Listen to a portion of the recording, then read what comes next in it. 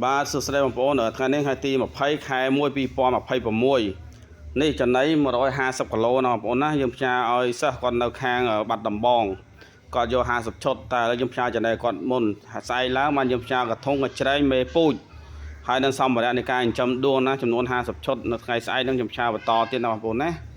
ចុះសិស្សបងប្អូនចង់បានតម្លៃធូរថ្លៃឲ្យយក30ឈុត20ឈុតឬក៏50ឈុតទៅគឺតម្លៃធូរថ្លៃណាបងប្អូនណាហើយទីផ្សារវិញគឺងាយស្រួលក្នុងការលក់ណាដួងបច្ចុប្បន្នណាបងប្អូនណាមានអស់មិនតែចេះសល់ទេអញ្ចឹងស្អែកឡើងយើងរៀបចំមួយផ្នែកទៀតដើម្បីដាក់តើគាត់ឥឡូវឲ្យគាត់ទទួលចំណីសិនចាំស្អែកឡើងយើងដាក់មេពូជកធុនកច្រែងហើយសម្ភារៈដូចជាជូលិនស៊ី EM ស្ករងួយតមកតង់ទៀតណាបងប្អូនណាអូខេ3កន្លងទៅ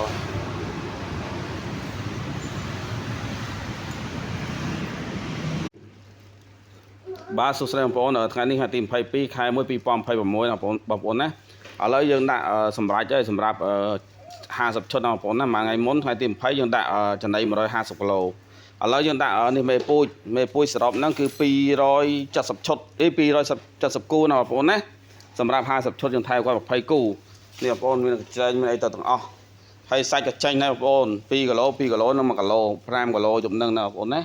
ហើយថ្ងៃមិញយើងដឹកទៅឲ្យ5គីឡូដែរសរុបទៅថ្ងៃនេះចេញសាច់រហូតដល់10គីឡូណាបងប្អូនណាហើយឥឡូវនេះយើងដាក់ទៅយប់នឹងហើយបងប្អូនដាក់ទៅយប់នឹងហើយចឹងយើងដាក់ទៅខាងបាត់ដំបងឲ្យមេពូជមួយបងប្អូនអើយល្អនេះ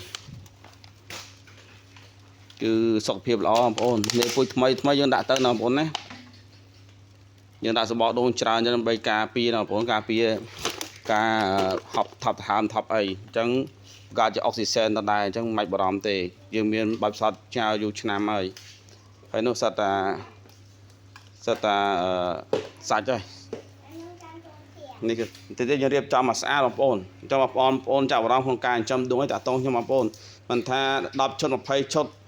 30ឈុតឬ50ឈុតទេខ្ញុំធានារៀបចំគឺមកស្អាតទៅនៅបងប្អូនណាការបរិញ្ញាចាំក៏យើង free ដែរធានាចេះគឺ100%ទៀតបងប្អូន